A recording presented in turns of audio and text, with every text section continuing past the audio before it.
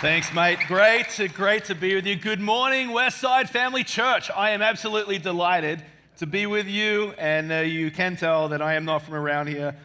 Born and raised Mississippi, and no, I'm from Australia. I know that some of you know about Australia because of Outback Fake House, and so I moved to America in 1998, or as my kids call it, the 1900s, and I actually came over here to work in radio. I was working in Christian radio in Australia, and I came over to work in Christian radio. And when I was in Melbourne, Australia, trying to get a visa to come to your country, the INS officer misread my file, misunderstood it completely, gave me the wrong kind of visa.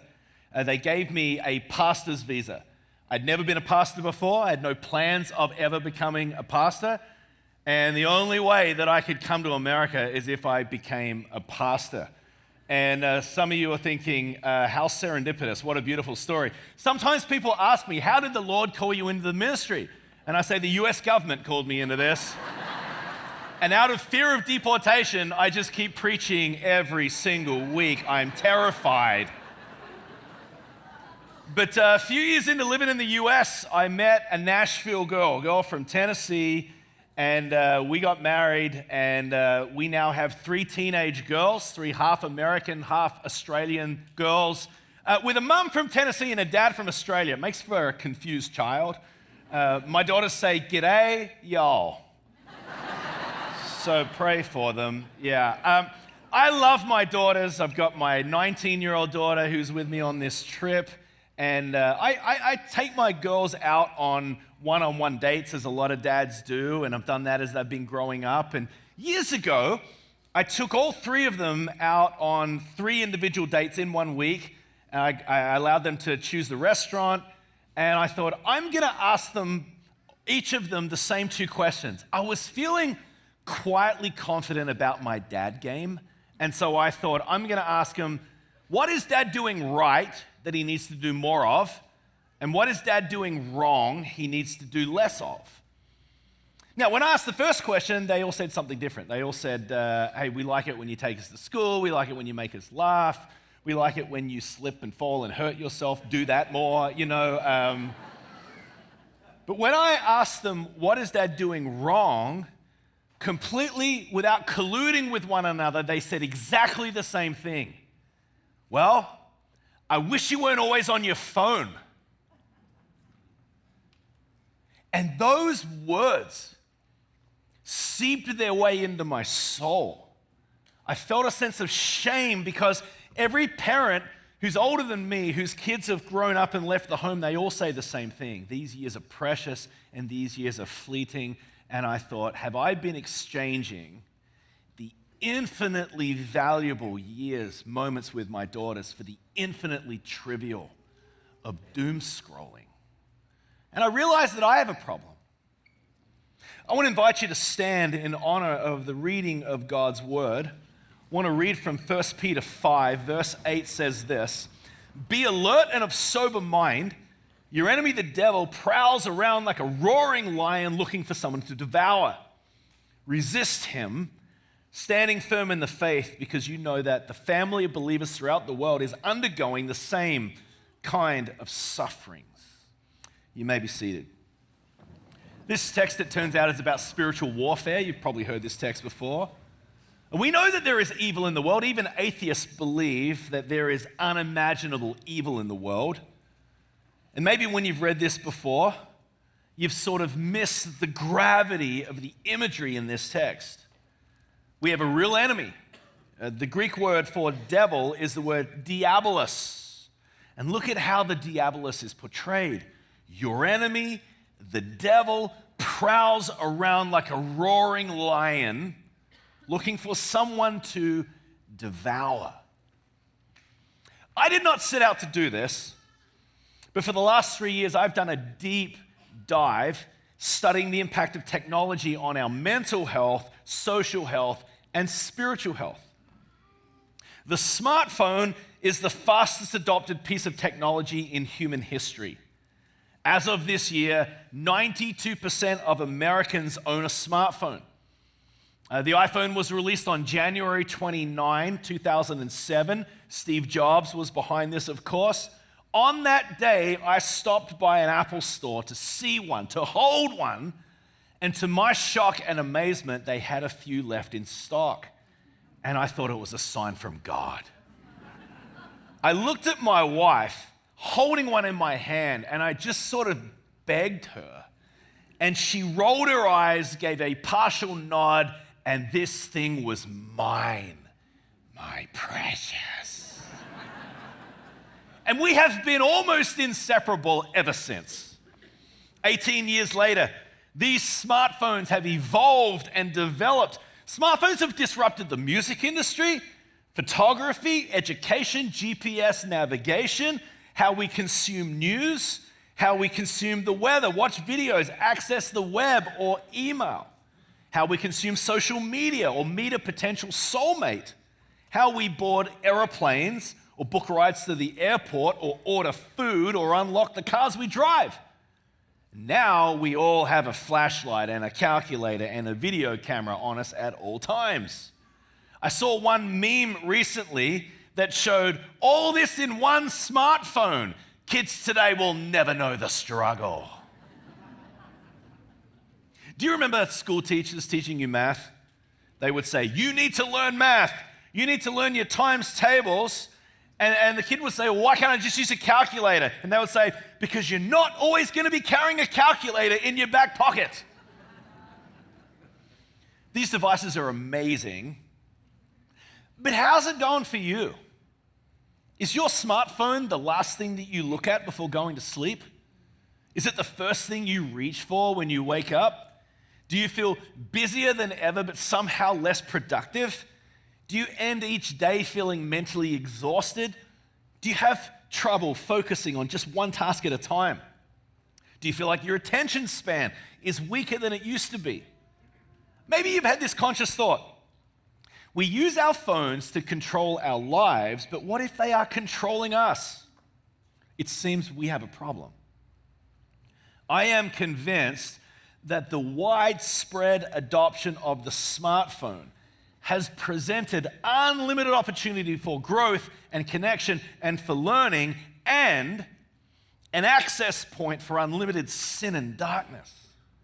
Anecdotally, as a pastor, most of the devastating, destructive situations that we deal with are almost always including a smartphone.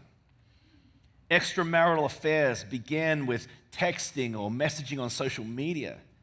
Healthy sexuality is being decimated by unlimited access to pornography. Marriages end because people are comparing their lives with the illusion of a perfect life of other people on social media. Teenagers are tormented by body image comparisons, particularly teenage girls. And these are often AI images that are not even real. Kids are bullied on text message threads. Some kids are even tricked into sending explicit photos on social media by professional predators. We have parents that are staring at screens instead of the eyes of their children that they love. And these devices are so incredibly addictive that society at large is losing its ability to think, to focus, to remember, to connect with one another, or even connect with the presence of God. And this text says, be alert and of sober mind. Be alert, be awake, wake up, be clear-headed. Jesus said in John 10:10, the thief comes only to steal, kill, and destroy. I have come that they may have life and have it to the full. You've heard this verse before. The Greek word for steal is the word klepto. Everyone say klepto. Klepto is where we get the word kleptomaniac, of course. This is the involuntary urge to steal things. Klepto means to steal, or it means to filch. Filch is not a word we use a lot, but filch means to secretly steal. In Greco-Roman culture, the word klepto was used to describe someone who was stealing something in such a strategic way. Think of a pickpocket. Something is stolen and you don't even know it was stolen. So what is being stolen by this technology? I want to give you 7 things. The first is our time and attention. The 2 most precious resources that we have are our time and our attention. Now, I want to show you a 60-second video that is a timeline from 1930 to 2024 on how we spend our time by percentage. Let's show this. Now, you'll see that to begin with, the majority of our time was with family. That was the number 1. Now, that switches to friends being the number 1. We've got school, we've got people hanging out in the pub, at the bar, we've got neighbors and co-workers. Church is starting to diminish in the 60s. And you see online is representative of 0 right now, 0 in the 70s. Still, a quarter of our time is spent with friends. Very, very interesting. You see decade to decade what starts to happen with the introduction of technology. In the late 90s, the internet is widespread and invented, and you start to see in the early O's, and then the invention of the smartphone changes everything. And if we can pause it right at 2024, this is last year. 61% of our waking hours are staring at a screen, folks.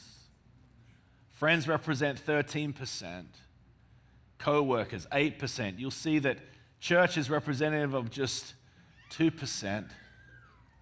It's astounding to see the impact of this technology, the impact of devices on the way we spend our time. The average American adult spends 5 to 6 hours a day on a screen. The average teenager spends 7 to 9 hours a day, every day on a screen. That is more than a full-time job.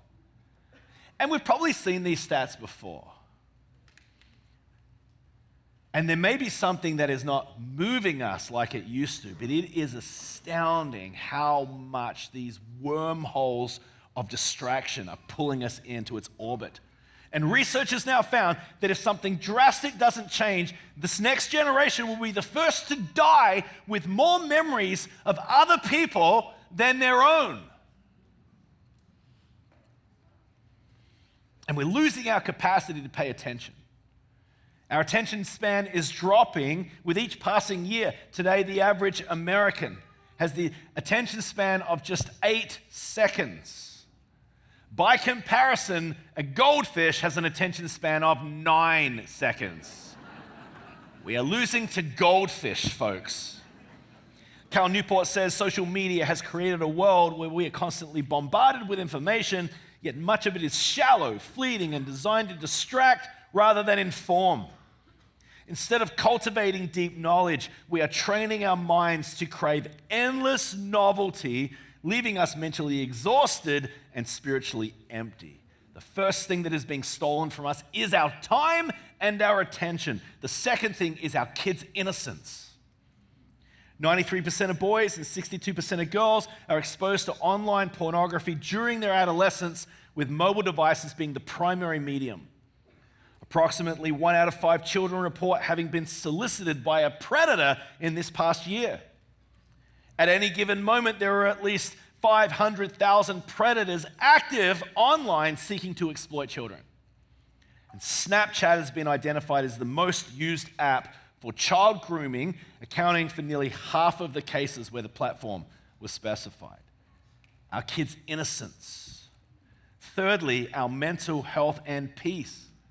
Constant engagement with social media and news and notifications increases anxiety, stress, and depression. Studies show that people who spend more than 3 hours a day on social media are twice as likely to struggle with anxiety and depression. And mental illness has skyrocketed since 2010, particularly in 2012, when we have the widespread adoption of the consumer product of the smartphone. There is this astounding correlation. McKinsey Research did a study this year studying young adults. They asked the question if they wish they lived in a world without social media, and the overwhelming majority said yes. our mental health and our peace is being stolen. Fourthly, our relationships. 70% of couples say smartphone use negatively affects their relationship, leading to less quality time and intimacy. Jonathan Haidt, who wrote the book The Anxious Generation, said, "The great rewiring of childhood, in which the phone-based childhood has replaced the play-based childhood, is the major cause of the international epidemic of adolescent mental illness." Now, these devices entered our lives without any research to the impact. If you have teenagers like I do, we're just trying to do our best to navigate this technology world. We're trying to be wise. We're trying to give guidance. There didn't used to be any research on this, but there is now. There is now more recent research. We're learning in real time. There has been an absence of clarity about the impact and what to do, but that has changed. You see, in the past, and the way I handled this, when a child is old enough to go on a sleepover or start playing school sports, many well-meaning parents want to give their kid a phone so that they can contact them. And so we find an old iPhone in the junk drawer of the kitchen and we fire it up and we give it to our kid. That's what I did. The average age for a child to get a smartphone in America is 11, the average age. In fact, most parents give their child a phone because their kids say, "All my friends have one. All my friends are on Snapchat and Instagram and TikTok, and I'm the only one that doesn't have it, and I'm getting left out." And we don't want our kids to get left out, so we get them one, and we let them start interacting on these platforms. Once again, the leading psychologist on this topic, Jonathan Haidt, recommends parents adopt 4 norms to escape this problem. 4 very clear norms. Number 1, no smartphones before high school, that is age 14. The first device you give your child shouldn't be a smartphone. Make it a flip phone, make it a dumb phone, make it a phone that can just call and text. Don't give them the full access to the perils of the internet. Second thing, no social media before 16. Researchers found that the age and gender who is most harmed by social media is teens and preteen girls. Preteen and teen girls who are going through puberty. There are 2 times in the human experience where your brain completely rewires itself. The first is in utero, in the womb. The second is in puberty. When a preteen girl or a teenage girl enters the stage of puberty and at the same time is consuming social media filled with all this overly sexualized, exploitive body image comparisons, at a point of development when they're so vulnerable, it is very, very dangerous. And there wasn't research on this before, and there is now.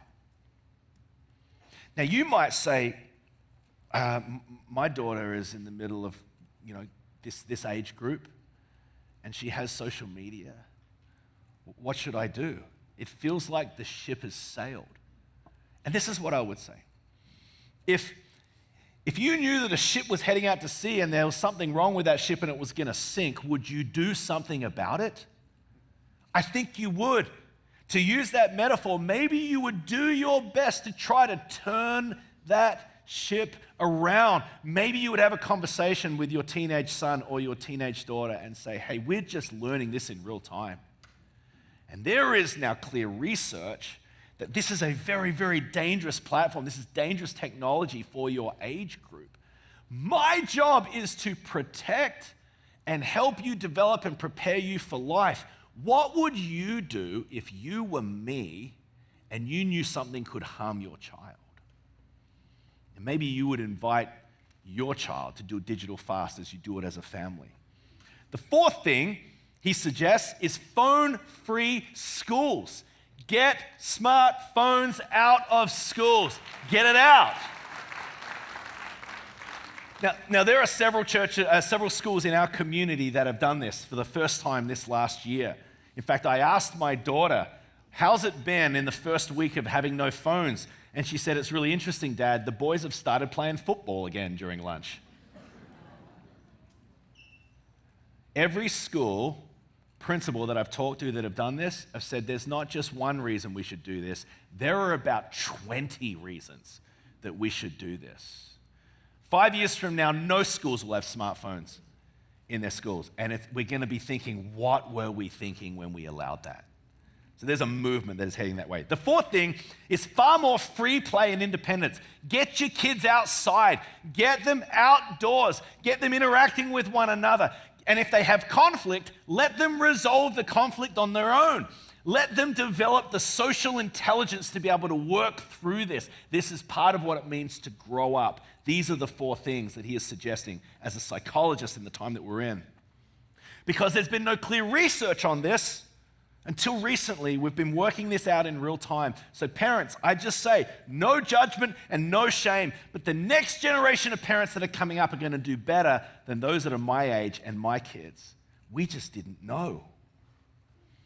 And if parents in the church agree, our kids are not going to have smartphones before high school, our kids are not going to have social media before 16, it is going to be so much easier for others to join you.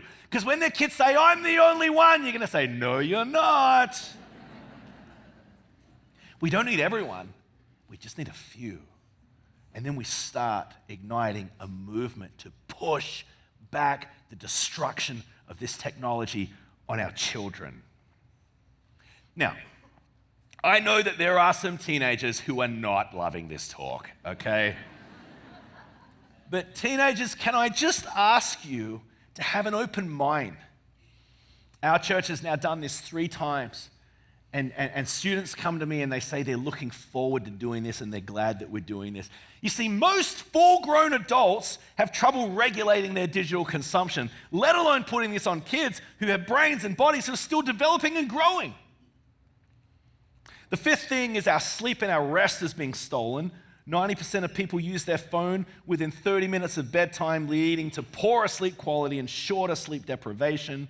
One professor said, neuroscience research shows that smartphones are making us stupider, less social, more forgetful, more prone to addiction, sleepless and depressed, and poor at navigation. And number 6, what is being stolen is our identity. 68% of Gen Z say that social media has made them feel worse about their self-image. Instead of living as a treasured child of God, fearfully and wonderfully made, social media has the next generation of Christians feeling insecure, not gifted enough, not successful enough, not pretty enough, inadequate, and filled with self-doubt. And many adults are feeling like that too, and the enemy is having a field day.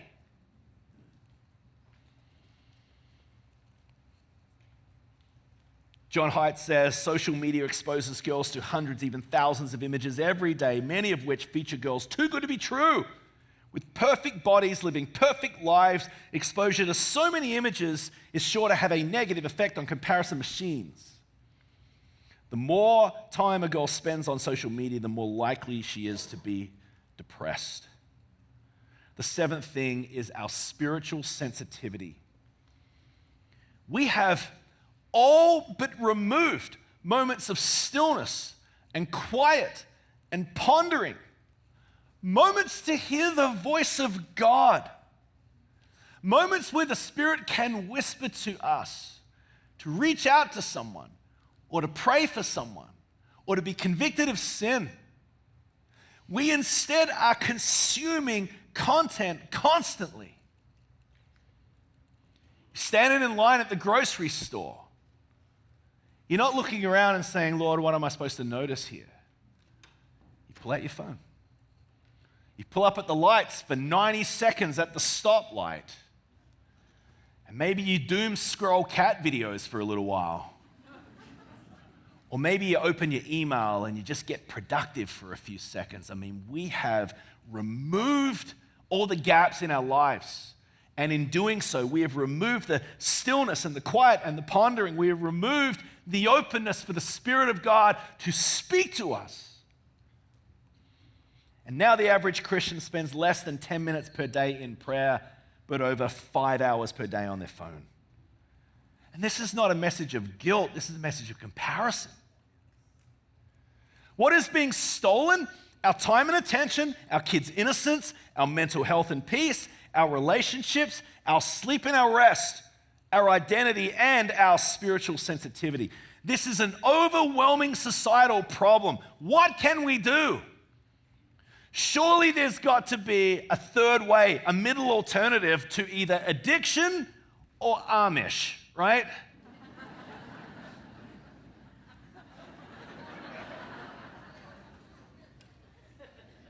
Be alert and sober mind. Your enemy, the devil, prowls around like a roaring lion looking for someone to devour. Resist him, standing firm in the faith. I want to invite you, Westside Family Church, to resist the cultural current that you are in. Push back against this spiritual force. And I want to invite you to join thousands of others across the city of Kansas City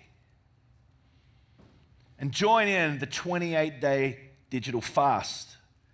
There are 6 things that I want you to resist, and it spells the word resist. This is to take back control of your digital life. The first, the R, stands for remove distraction apps. Said another way, make your smartphone dumb. I want you to think about the apps on your phone through the lens of distraction versus utility. Not all apps are created equal. If you pull out your calculator and you do a number on the calculator, you don't then play with the calculator for the next 47 minutes, do you? It's a utility app.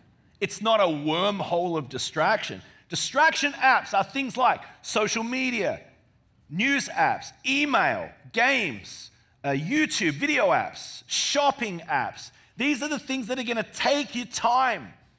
For 28 days, take them off your phone. Utility apps are things like phone, text, calendar. Maybe you board an airplane. Maybe you access the building where you work with your phone.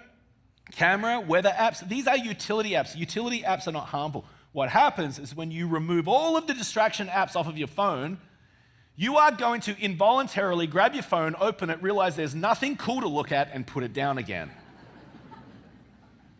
First thing, remove distraction apps. Second thing, eliminate notifications. I mean, this is entry level, folks, and you'll never go back. Eliminate all notifications and only keep on phone, so your phone rings, and text messages. Get rid of everything else. If you do that, I promise you, you'll never go back. Research has found that when you get interrupted, it takes 27 minutes to get back to the same level of concentration than before you got interrupted. And if you have someone who has liked your Insta post, that is interrupting you, folks, and is having a dramatic impact on your mental health and your ability to focus. Eliminate notifications. Thirdly, set your phone to look boring. Make your smartphone boring. You know what I do? I put my phone in grayscale. Do you know what that is? You get your phone in grayscale, so your phone is just in black and white, essentially. You can do this on the iPhone and you can do it in Android. And this is what I think every time I look at my phone. The world is in color. This is not the world. It reminds me of the beauty of the world. And it's so much more beautiful than this, the virtual world, the thing that's going to suck my time away from the things that I love the most. Make your phone, set your phone to look boring. The fourth thing is invest in an alarm clock. Now, what so many people say to me is, I can't have my phone away from my bed because I use it as an alarm clock. And I realize this is a very difficult problem to solve, right? Listen, for 28 days, get your phone out of your bedroom. Or at least get it out of reach so that you're not grabbing it. It's not easy to grab, right? We are victims to technology, right? We are victims to the technology companies who have designed to make this thing never away from us, including by us while we sleep. Get it out of your room. It will have a dramatic impact on your mental health. Get an alarm clock if you need it, or have it loud enough where you have to get out of bed and you can use it and you can grab it then.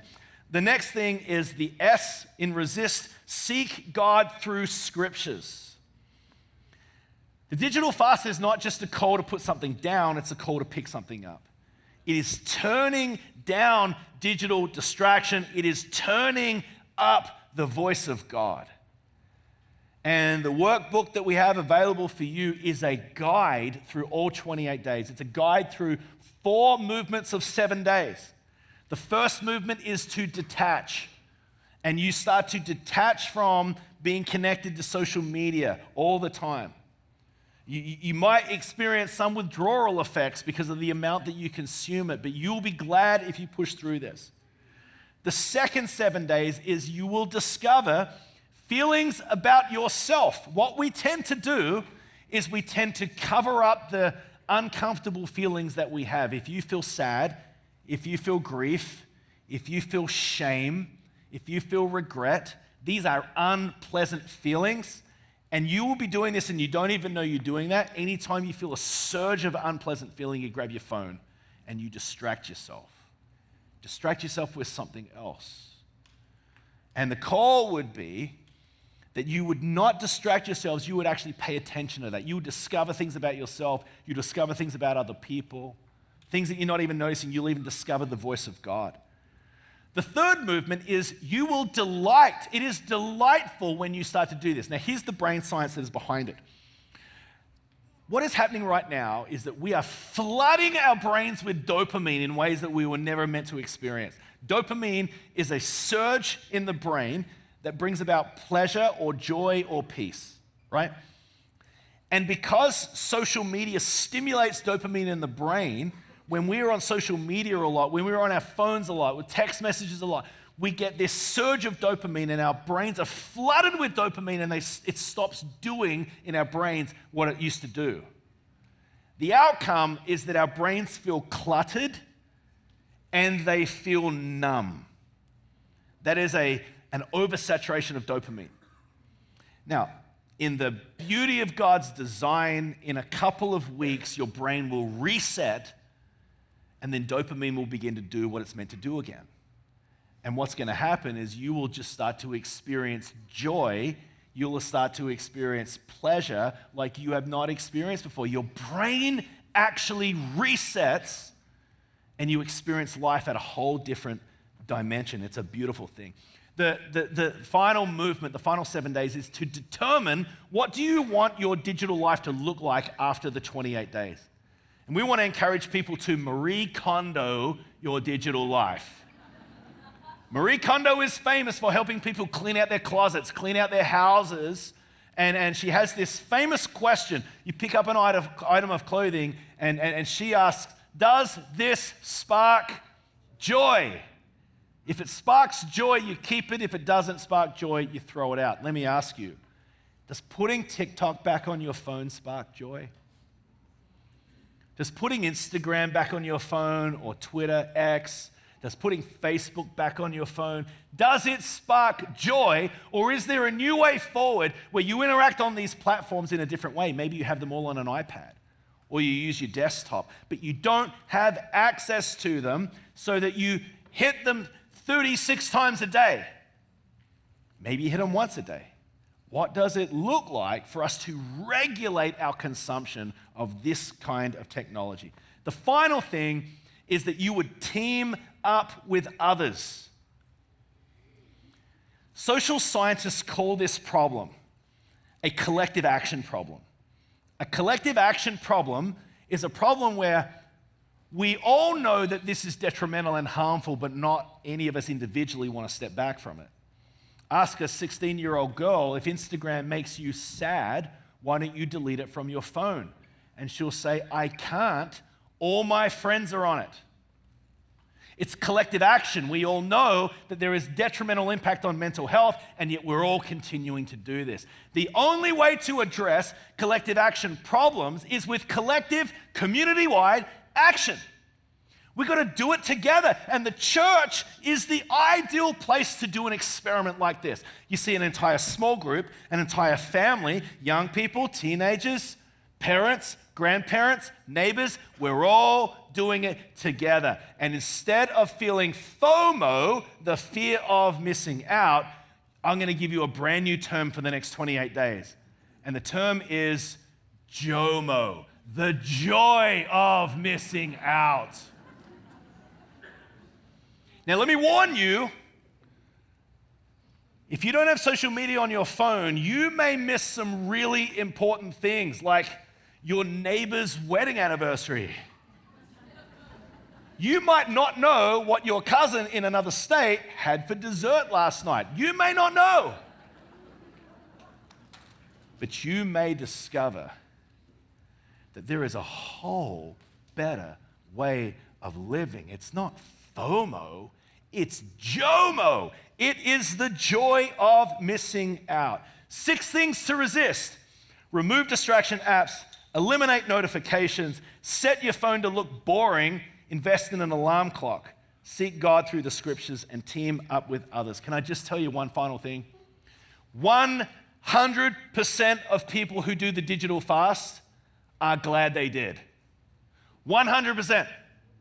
No one says, I really wish I'd spent more hours doom scrolling cat videos last month. No one says that. Everyone is glad they did it. Westside, you are innovating something that has never happened before. This is a city-wide digital fast. You have gone first, and I believe many other cities and churches are going to follow your lead, and I commend you. Would you please stand? And I want to pray a blessing as you step into this. God, I pray that this may be a profound experience for Westside Family Church. And for the thousands of people across Kansas City, I pray, God, that many other cities, many other churches follow their lead as we push back the forces, the things that the enemy is stealing from us, as we wake up as the family of God for a better way. And Lord, I pray you may bless the courage and the boldness, the teenagers and the parents and the grandparents and everyone in between. Pray your blessing upon them in Jesus' name. And all God's people said, amen. Thank you so much for letting me be with you. God bless you.